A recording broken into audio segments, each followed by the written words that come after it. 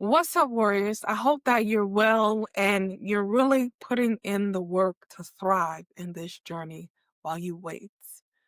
Now, if you've been following along with the episodes, you know that we have been laying the foundational testimonies for the warrior in us. And these testimonies are going to be within the episodes titled "The Burden is the Lord's." And there will be about 4 parts. So this is part 3, and we're going to continue with the testimonies that we were so graciously given by our Father to um, to read, to learn, to study, to help us learn how to bear the proper burden and how to wait well and how to journey this journey in the best way that we could possibly journey it. All right. So let's get into it.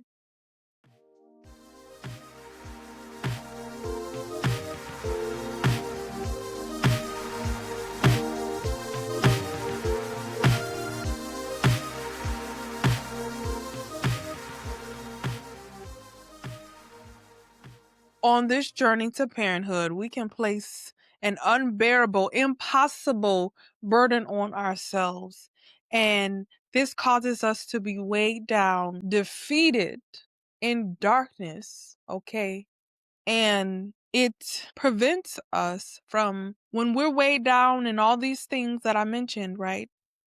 These things prevent us from bearing the fruit that the Lord wants us to bear in this season. That's not the fruit of the womb, right? And when we get tunnel vision on this one thing, when we get tunnel vision on the baby, we lose sight of all of these other things that the Lord wants us to do while we wait for Him to do what only He can do in our womb. So the next testimony we're going to look at, and we're going to continue like the others. I will read the scriptures, right? And then I will pull out the gems or the notes or whatever we want to call them that are applicable to our journeys through parenthood. Okay? So the next testimony we're going to look at is Samuel and Hannah. I'm sorry. It's not Samuel's. It is partially, but not Samuel. All right. It's Samuel's parents, Hannah and Elkanah. All right.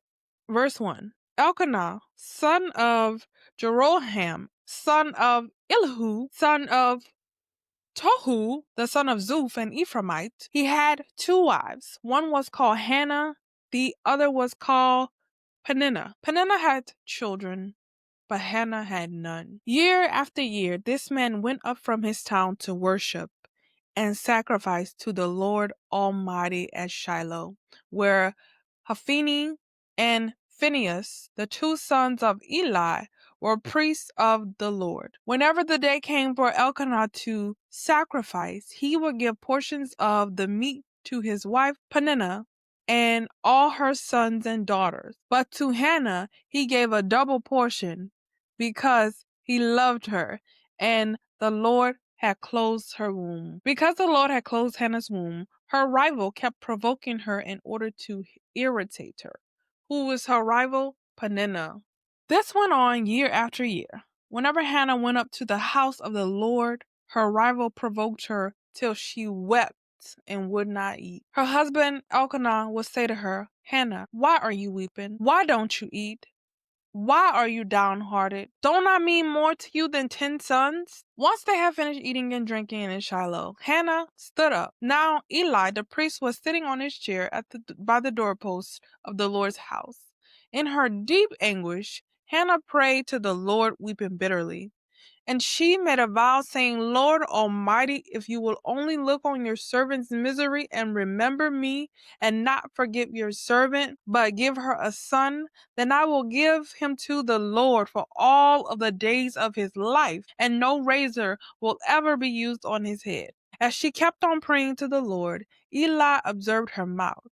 Hannah was praying in her heart, and her lips were moving, but her voice was not heard. Eli thought she was drunk and said to her, "How long are you going to stay drunk? Put away your wine." "No, my lord," Hannah replied. "I am a woman who is deeply troubled. I have not been drinking wine or beer. I was pouring out my soul to the Lord. Do not take your servant for a wicked woman. I have been praying here out of my great anguish and grief." Eli answered, "Go in peace, and may the God of Israel grant you what you have asked him." She said, "May your servant find favor in your eyes." Then she went on her way and ate something, and her face was no longer downcast. Mm. Ooh, I love it. Early the next morning, they arose and worshipped before the Lord, then went back to their home in Ramah. Elkanah made love to his wife Hannah, and the Lord remembered her. So in the course of time, Hannah became pregnant and gave birth to a son. She named him Samuel, saying, "Because I asked the Lord for him." This one is kind of like it's similar to Abraham and Sarah because they have so many little um nuggets and gems and notes that we can take from her Hannah and Elkanah's story. And going to verse 5. I love verse 5 because it says, "But to Hannah he gave a double portion because he loved her, and the Lord had closed her womb." Husbands, find a way to let your wife know that you love her, despite the fact that her womb has not bore you any children yet. That is so critical for her self-esteem, her self-worth, her view of herself as a wife. There was a time where I felt like I wasn't the wife that I was supposed to be because I hadn't bore any children for my husband. And I'll tell you, it wasn't because of anything that my husband ever said to me. My husband has never, not once in this 7+ year journey, made me feel like it was my fault. So, husbands, please ensure that you are doing things that lets your wife know that you love her unconditionally despite the fact that you do not have children yet. That is so important. So that is the first gem that we get from Hannah and Elkanah's story. Husbands, show your wife that you just love her dearly despite there not being any children for you that have come from her womb yet. Okay? Point number 2. If we're not careful, we can grow bitter because of envy, jealousy, and covetousness. And sometimes, as we learn from Hannah and Elkanah's testimony, that some people will intentionally, and it's really just horrible that people will do this, but people will do this, right? Some will intentionally say things to provoke you. And that's where you have to do the best you can to reject that, right? Reject the desire or the temptation to be offended by what that person is going to say to you because that person is miserable. That's what I think. And misery loves company. Don't let somebody else's misery bring you down into an even darker place than you already are. Okay, sis? All right. Going a little bit further down. Verse 8. Elkanah is asking his wife, "Why are you downhearted? Don't I mean more to you than 10 sons?" Note number 3. Wives, we have to be intentional about the way we feel what we're feeling, right? Absolutely, you're going to feel. Absolutely, you're going to be in pain. And also, we have to be careful not to get to a place where we covet, right? Now the baby has become, we've begun to covet the idea of being a mom. And as I've mentioned previously, when we covet a thing, it essentially means that we cannot be happy. We have no joy in nothing because we don't have this thing, because we don't have this baby. And We don't want our husbands to feel like they alone in themselves are not enough to bring us some lights and laughter and peace and happiness in our days, right? We want them to feel like they in themselves are enough. And that's so important because, like I said, it's fundamental for husbands to make their wives feel loved even though they don't have children, or they have not no children have been born.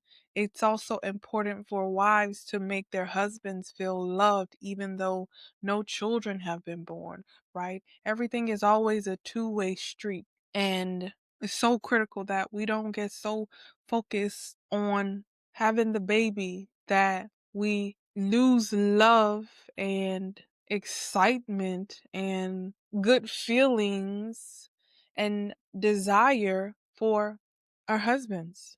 The next note that we can take from Hannah's story is in verse 10, where it says, in her deep anguish Hannah prayed to the Lord, weeping bitterly. Mm. These are strong words. This lets us know that desiring to be a mom or a parent is and it not happening despite your prayers is no small thing. This pain is deep and this pain is sorrowful. Therefore, our feelings are real. We're not being dramatic. It's real.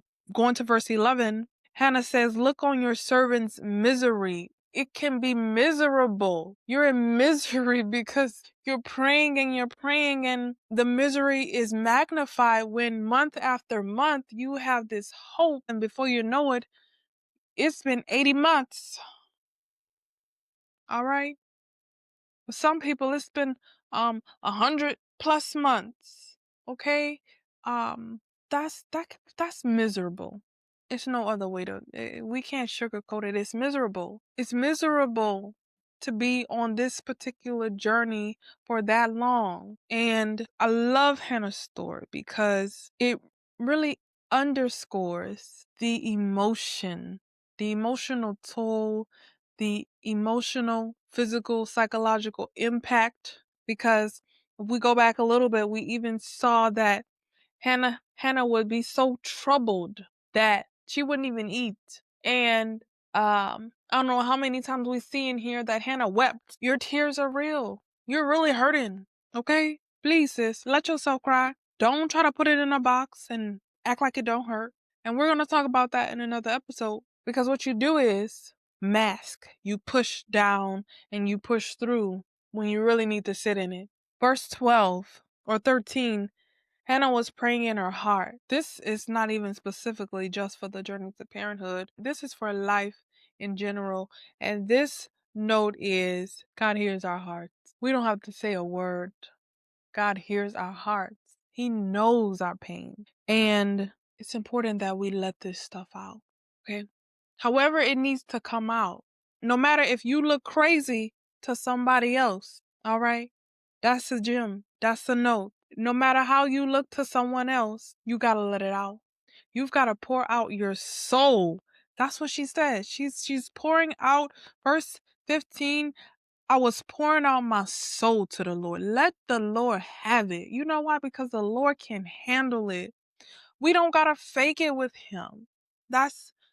This is all going to be in another episode, but we don't have to fake it with him. We do not have to fake it with him. And that is the one thing that I love about spending time with the Lord. I don't have to go in there and act like I'm okay, right? I don't have to go in there and put on a strong nothing, because you know why? The Lord knows I'm hurting. And the Lord cannot give me peace and comfort me if I don't let him know that I'm brokenhearted, that I'm in pain. And again, I just love Hannah's expression of the pain, because it says, I have been praying in verse 16. It says, I have been praying here out of my great anguish and grief. We're going to discuss grief in another episode, but this journey is grief. Whether you want to admit it to yourself, I didn't know it was grief in the beginning. It doesn't matter if it will ever become a widely acceptable form or acknowledged form of grief, because Hannah's testimony tells us that this is, in fact, a journey of grief and it's gonna hurt. Grief is grief, okay?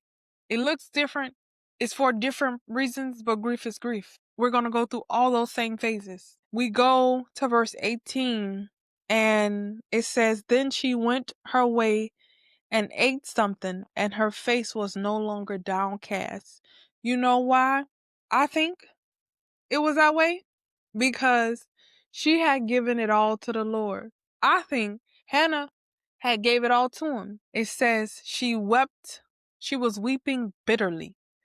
And the way that I take that is she was crying so deeply. She was so sorrowful that she was expressing her pain in such a way that was so strong and so great, and she did not care how it looked, right? And it was because she had released, because she had expressed in this way, that it says, then she went on her way and ate something, and her face was no longer downcast. That I envision her giving the burden back over to the Lord, because she knew or had come to the realization. Now, it's not saying all of this, and so go read it for yourself, but it's not saying all of this. It's just what I see, what I sense, right? And I sense a woman saying, Lord, this is heavy, this hurts tremendously, but I recognize that this is yours. So I'm just going to give you all this pain, all this anguish, all this grief, all this darkness, because you can handle it. And I believe she gave it to him. And that's why she was able to go on her way, and she was no longer downcast, and she could eat again. Hannah's story is so great. But you know what I love? I love that we get to verse 19, 20, and it says, the Lord remembered her. And in the course of time, Hannah became pregnant and gave birth to a son. What does that tell us again? That when the burden is the Lord's and it's for the Lord and we give it to Him, this is yet another confirmation that the burden is His and it's not too hard for Him. It's not any journey that He cannot remedy.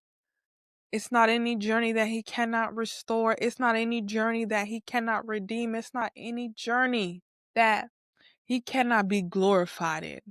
Okay? The next testimony we have is Zechariah and Elizabeth.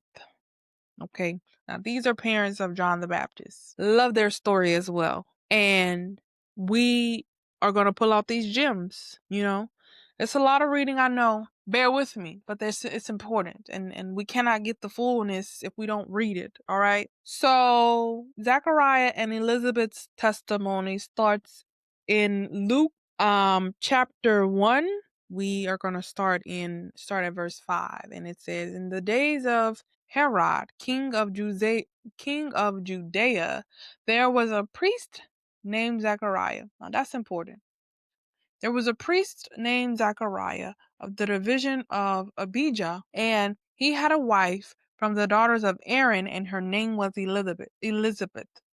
It says they were both righteous in the sight of God, walking blamelessly in all the commandments and requirements of the Lord. Yet they had no child because Elizabeth was infertile. I hate that word. And they were both advanced in years. What do we know about that? That's no issue for the Lord. All right. Verse 8. Now it happened that while he was performing his priestly service before God in the appointed order of his division, according to the custom of the priestly office, he was chosen by lot to enter the temple of the Lord and burn incense. And the whole multitude of the people were in prayer outside at the hour of the incense offering. Now an angel of the Lord appeared to him, standing to the right of the altar of incense. Zechariah was troubled when he saw the angel, and fear gripped him.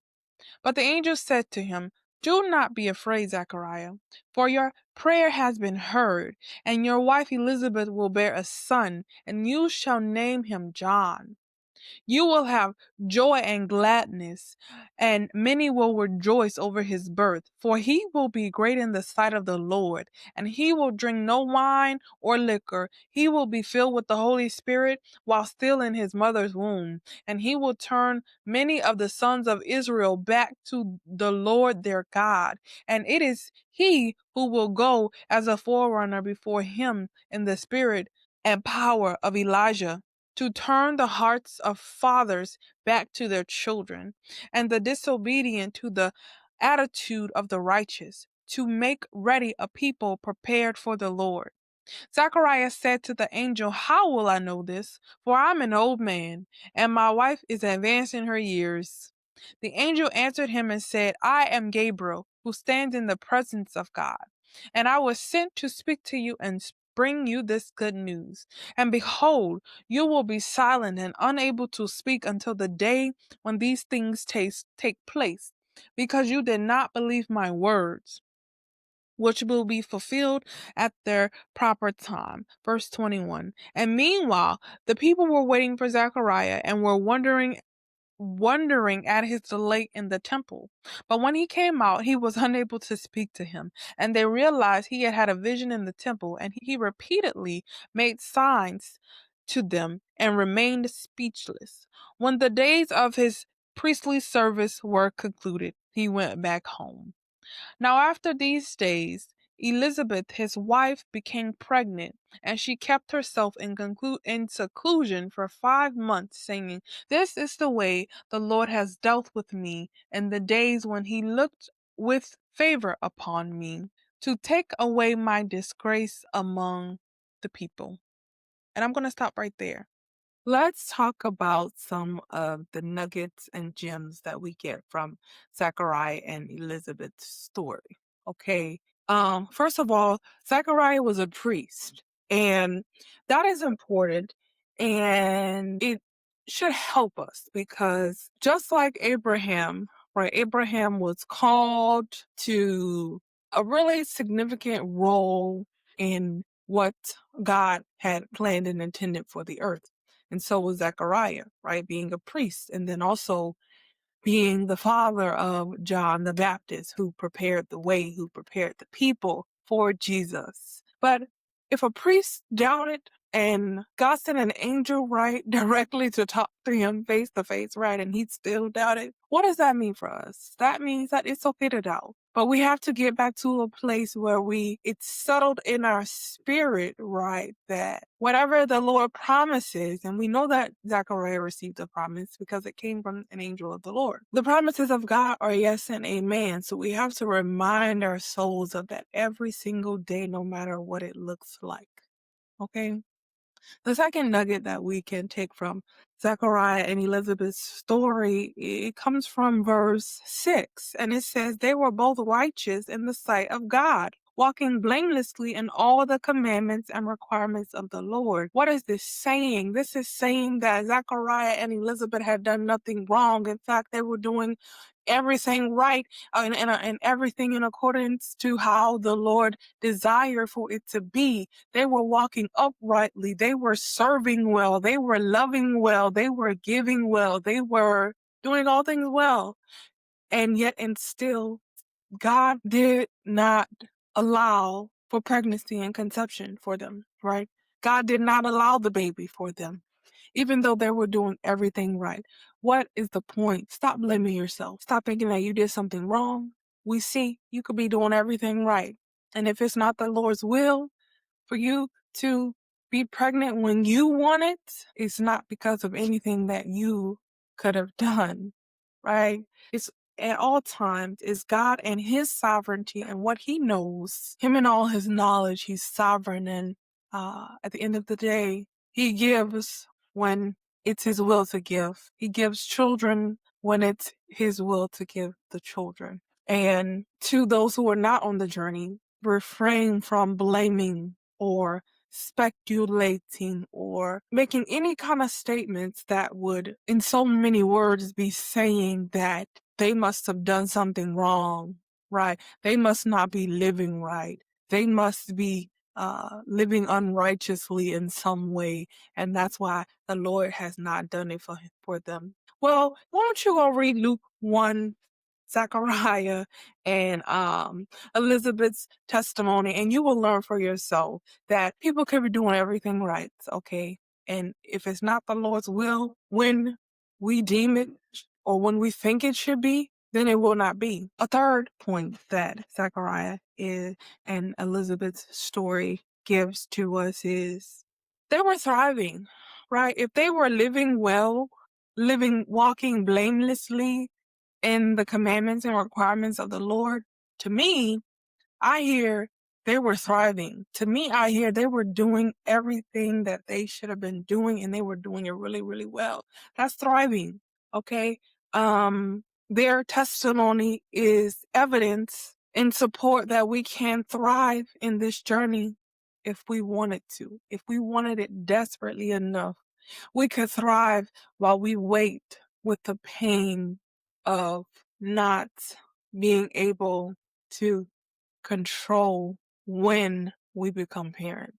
That's what we get from Zechariah and Elizabeth, and why I just love their testimony as well. What I also really love is that it happened when the Lord willed it. There wasn't anything that they could have done. We don't even get that they were trying, like the other testimonies, to do anything to manipulate or to cause it. We don't even get that in their testimony. We just know that they didn't have children. It seemed like this is something that they desired. And it seems like that because the Lord sent an angel to tell Zechariah that it was going to happen, but he didn't believe it, right? You only don't believe something like that when it's been time and time again that you believe, that you hope, that you prayed, and it didn't happen. That's the only way you doubt something like that. And yet and still he doubted, but Elizabeth didn't give him a slave to try to get a baby at her own way, right? So the fourth gem that we get from them is God keeps his promises. This is an important message that Zechariah and Elizabeth's story gives to us, because we need to let this thing play out. Don't allow ourselves to be tossed to and fro, back and forward, up and down. Sometimes we just gotta let it play out. Hannah and Elkanah's story, testimony, and Zechariah and Elizabeth's testimony, they gave us a lot of great things. And so I'm going to say the final testimony for part 4. But I hope that you would listen to this episode again and then go back and listen to parts 1 and 2 and really just pull out these gems. And I pray even more so that you would go and read these scriptures and pull out things for yourself. And please email us. Let us know what gems that you pull out that we didn't say, that was not here, that I didn't catch in my reading, in my preparation, right? Let us know how these episodes and the explanation of these testimonies are helping you in a way that maybe you hadn't paid attention to before. Maybe you read these stories before, but you didn't pull out the things that have been pulled out from here. Whatever you would like to share, however you were helped from this episode, share with us and share with a fellow warrior who could use this information. I want to thank you so much for listening, and until next time, be well.